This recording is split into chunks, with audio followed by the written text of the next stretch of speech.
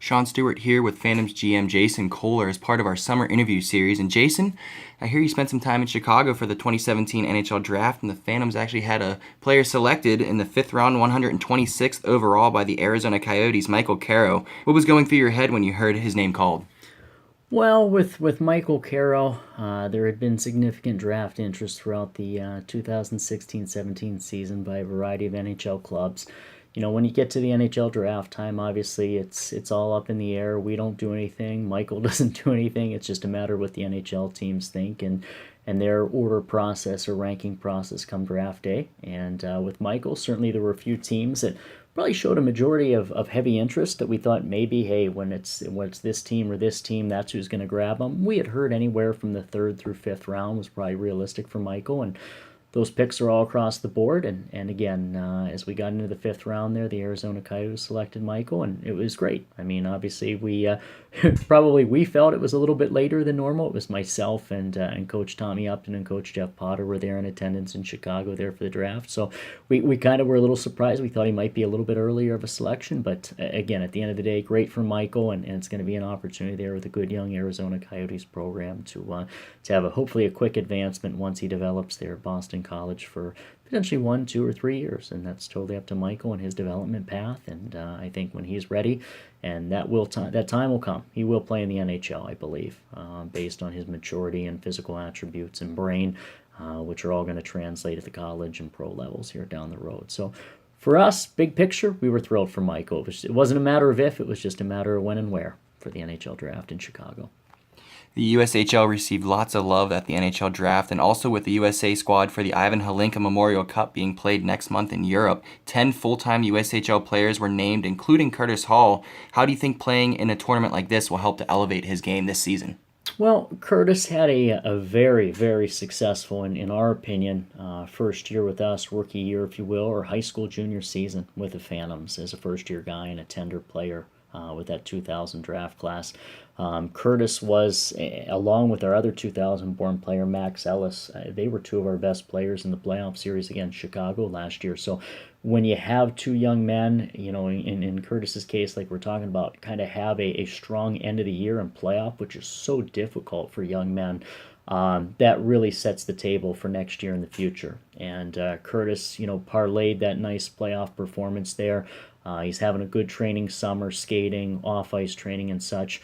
Participated in the USA Hockey Select 17 Festival in Buffalo, New York there in late June, right after the NHL draft.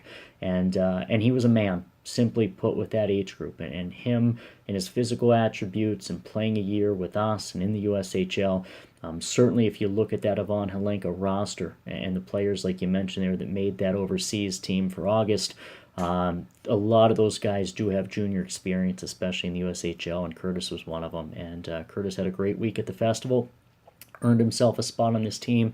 And again, anytime you get an opportunity to participate with an elite class of your age group, a class of players that's going to participate in an international event like this that's very well received and respected and scouted, I think Kurtis just helps put himself on the map that much more. And we haven't seen I think, an official NHL draft watch list for this year's upcoming draft prospects, but I can assure you Kurtis Hall will be one of the most highly sought after, attractive, and watched and nitpicked players in the USHL this year. I mean, you have a young man that's solid, probably 6'2", 190 pounds right now. He can skate, he can think the game, he does a little bit of everything. You know, this international experience hopefully springboards Kurtis into a little bit more of a competitive hockey environment a few weeks before we start camp, puts him in the right mindset and a positive attitude here as he starts his senior year, his second season with us. And I don't see anything but positives for this. I mean, off the top of my head, I think the last time I can think of one of our young players that was a junior going into his senior year that got a chance to participate in this might have been Scotty Mayfield years ago, and Scotty turned into a second-round NHL draft pick our second year in the USHL. So, again, I have high expectations. I think we have high expectations for Kurtis, and I don't think there's anything but positive situations here that can come out of this Ivan Halenka event for Kurtis here going overseas in August. So hopefully he's just nice, healthy, and not too burnt out or tired after the trip. That's all. The Fall Classic is returning to Cranberry for the second year in a row. How exciting is it to have all 17 teams playing under one roof? The Fall Classic is such a valuable event for, us as a USHL franchise and the league itself. You have all the Division One schools, 60 plus schools showing up there to watch. You have all the NHL teams that come in to evaluate players early on here in the fall. Again, this is a gigantic event for hockey executives at the college and pro level. Obviously, for the fans, it's a great opportunity to follow all the teams.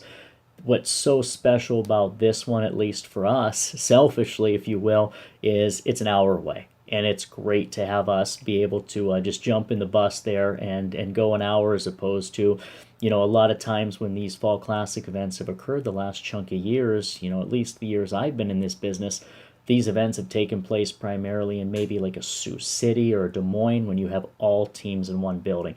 To have it in Pittsburgh in a hockey center, if you will, and an NHL program there, this is a big deal, and certainly an exciting time for us to be able to, like I said, not worry about a travel situation for our guys and their high school situations and training, and just wheel down the road here 45 minutes to an hour. So for the league, it's fantastic. For the Youngstown Phantoms and our hockey ops setup, we're excited. We're excited to go to Pittsburgh. Obviously, we did an Eastern showcase there last year, similar, but not all the teams. And the year prior, we did a little mini 4-team showcase with ourselves, Muskegon, and the 2 U.S. national program teams at the U17 and U18 level. So this is kind of the third go-around for the UPMC Center there and in the Cranberry location. But again, the first time we've had all the teams in the league there, so it should be a great event for any fan and hockey favorite person. So. The 2017-18 schedule has officially been released. What are some of the games that you are most looking forward to this season? Kind of like we talked about earlier, Sean, for me, there's not a lot I personally look forward to, because I got to look at our schedule and figure out when I'm even going to be around to watch our home games, or if I'm going to be around to travel and watch this, because I'm so busy with the future. But I guess when you take a quick look at that initial schedule here that's out, I guess for me personally, you like the games against, anytime you get a chance for the Chicago and Muskegon games. I think there's been a very good rivalry developed there between our organization and those two clubs. Certainly with Chicago after the playoff situation, and even Muskegon, 2 years prior. So those are always good battles. I think USA, who's a close regional rival, is always some good games. From a personal standpoint, you probably smile a little bit as our former head coach Anthony Noreen has returned to the league in Tri-City with the Kearney, Nebraska Tri-City Storm. They come into town here, I believe, in January for 2 games on a Friday, Saturday. So that's probably maybe the most unique connection there, or game to take a look at. But hell, I might not even be in town to watch it personally. I might be scouting somewhere else. I might not even get a chance to enjoy it or look forward to it, if you will. But those are probably the ones, off of a quick glance, that I look forward to personally. So. It's always exciting having Western Conference teams come into play. And Jason, thank you so much for taking time out of your day to talk with me about the upcoming events this season. And fans, you can catch more of our summer interview series on your YPHR app and our YouTube channel. Just click onto Youngstown Phantoms on your YouTube page and hit subscribe.